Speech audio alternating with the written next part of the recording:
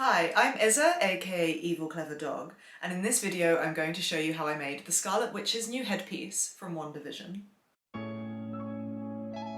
To create Wanda's beautiful new headpiece, I used 5 and 2mm foam, armature wire, and a little foam clay. There are lots of different ways to create a headpiece such as this, but I opted for foam as a cost-effective and quick method. So, let's get started. To create the pattern for my headpiece, I'm using a plaster head cast. It's not of myself, which would be ideal, but it will work well enough for this. I wrap the head cast in cling film and then cover the cling film in masking tape. This will create a surface flush to the head cast that I can draw my pattern onto. Obviously, not everyone has access to a head cast. You can pattern on yourself using this method, but for the purposes of demonstrating it in a video, I felt this would be clearer. I'm only drawing half of the pattern as both sides need to be symmetrical. For the pointed sections on the top that aren't flat to the head, I layer some newspaper onto the head cast and then again cover it in cling film and masking tape. I can then continue to draw onto this raised section to create this part of the headpiece as part of the same pattern. When I'm done, I cut the pattern away from the head cast and cut it out.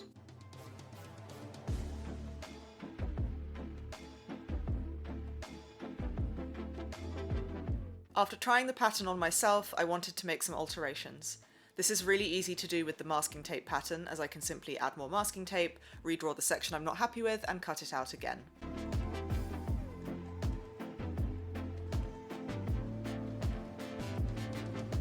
When I'm happy with my pattern, I transfer it to 5mm high density foam.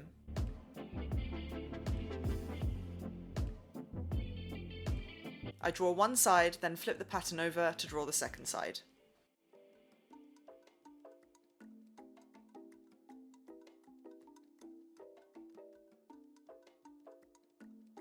I cut both pieces out with a sharp scalpel.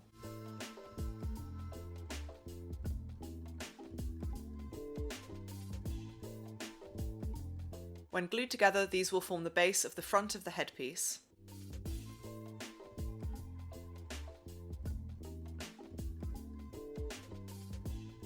I then draw 2 more headpiece shapes onto thinner 2mm foam.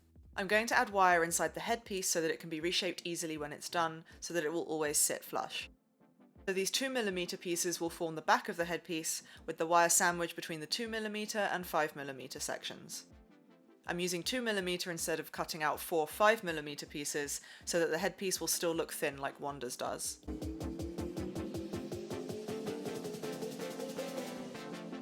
Using contact adhesive, I glue the left and right sides of both thicknesses of the headpiece together.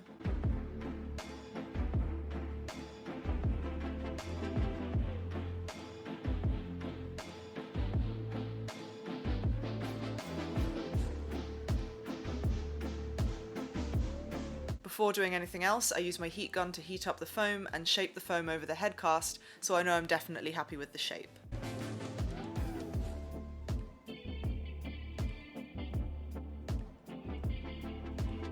I then cut the lengths of armature wire that I need.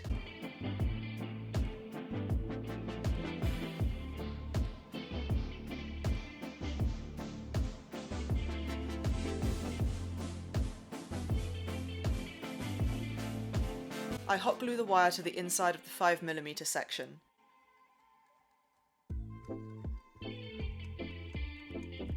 This is all going to be covered up, so I don't need to worry about it looking pretty, it just needs to stay in place.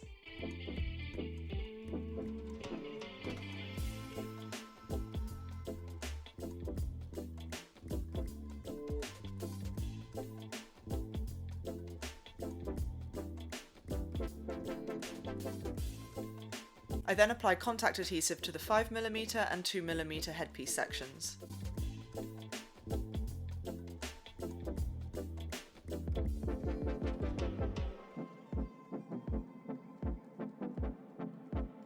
When the adhesive is ready, I glue the 2 sections together, sandwiching the armature wire inside.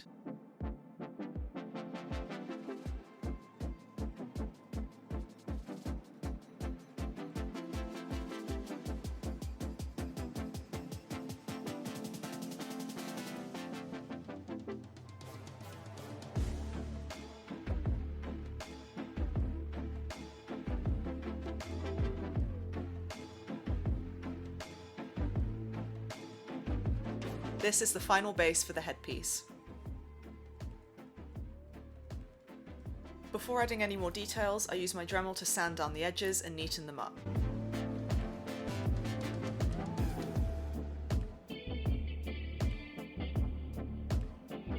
I also use my heat gun to seal the foam and get rid of the fuzzy bits left behind from sanding it. Next, I trace around the base pattern onto paper. I then begin drawing out the details that will go on top of the base. Using references I screenshotted from the show, I draw the intricate detail sections on.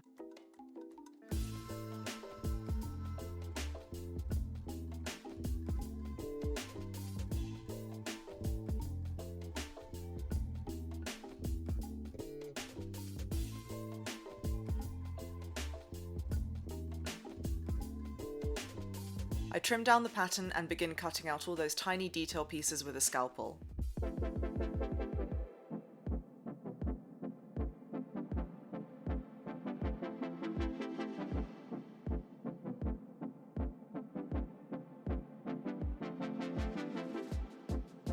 As I cut out the pattern, I number the pieces. I don't want to lose track of where everything goes.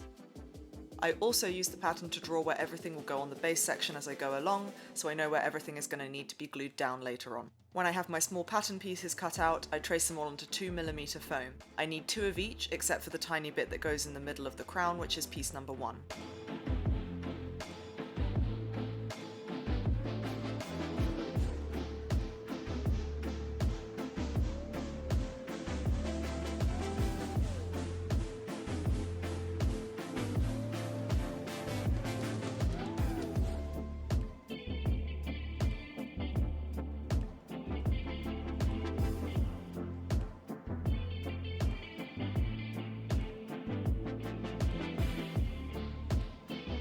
I stick both sides of piece number 2 together.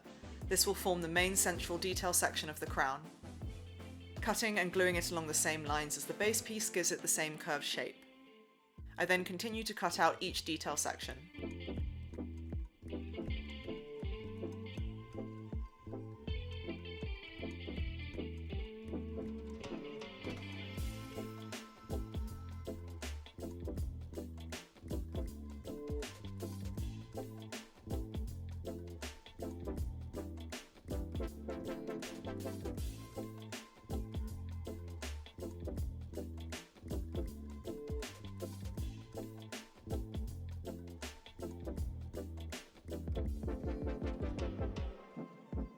When they're all cut out, I sand each piece down with my Dremel, using the smallest sanding drum I have.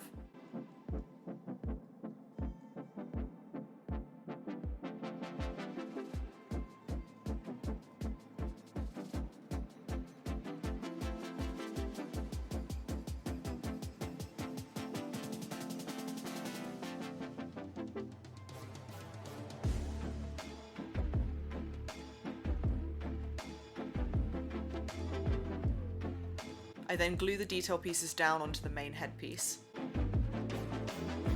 I used a combination of superglue and contact adhesive.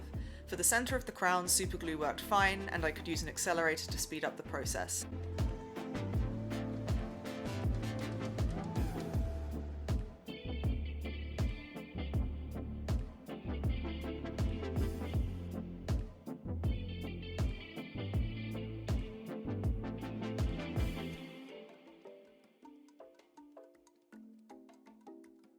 But for the sections on the sides, where I knew I might need to adjust the fit, I used contact adhesive so that these areas would still be more malleable.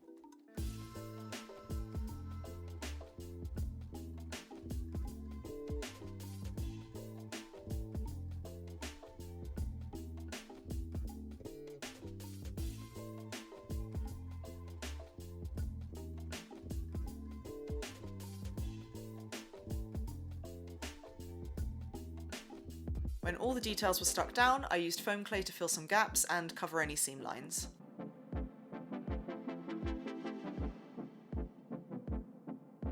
When the foam clay was dry, I sanded down the entire headpiece one more time.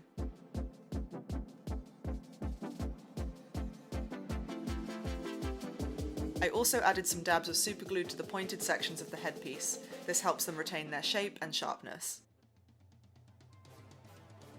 Finally, I also cut the lines on the cheek sections and sanded into them with a small stone grinding bit. With the build done, I began priming the headpiece to paint it. For this, I used Polyprop's Hexflex primer in black. As this primer dries flexible, it will again allow me to adjust the fit of the headpiece if I need to and prevent it from cracking when I do so. I applied multiple layers until I was happy with the coverage, in this case 3 layers.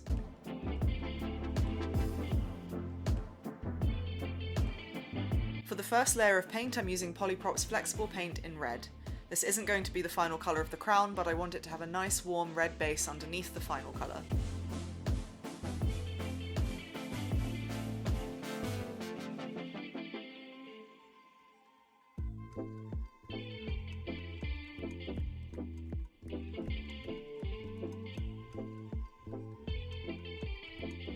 For the top layer, I mixed the flexible red with a rose gold and magenta to create a deep reddish purple with a metallic sheen.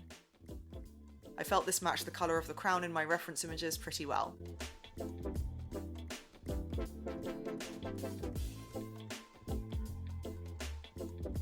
For the recessed areas, I combined my previous mixture with a Prussian blue to create a darker purple tone.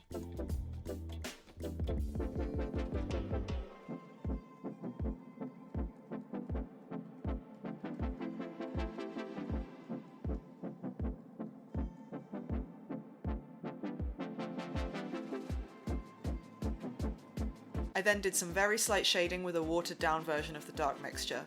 The headpiece isn't very weathered, so I don't want to do anything as extreme as a black wash, but this will just add a little bit of natural dimension to it.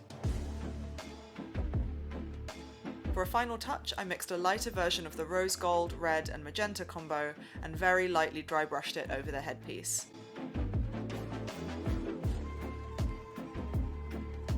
I then sealed the entire headpiece with Polyprop's Valor Spray in satin. And that's my finished Scarlet Witch headpiece from Wandavision. It's held on with hair grips on the side sections that are hidden underneath my hair, and I also glued the centre area on my forehead in place with some Prosaid for extra stability. This was a really fun, quick build that I was inspired to do after watching the series finale and just loving Wanda's new outfit that finally featured a version of her iconic headpiece. I hope that you enjoyed watching this video just as much as I enjoyed working on Wanda's lovely new headpiece. If you did, please leave a like and a comment down below, and if you want to see more cosplay and crafting videos, then remember to subscribe to my channel and hit that bell so you get notified when I upload new videos. Thank you so much for watching, and I will see you next time.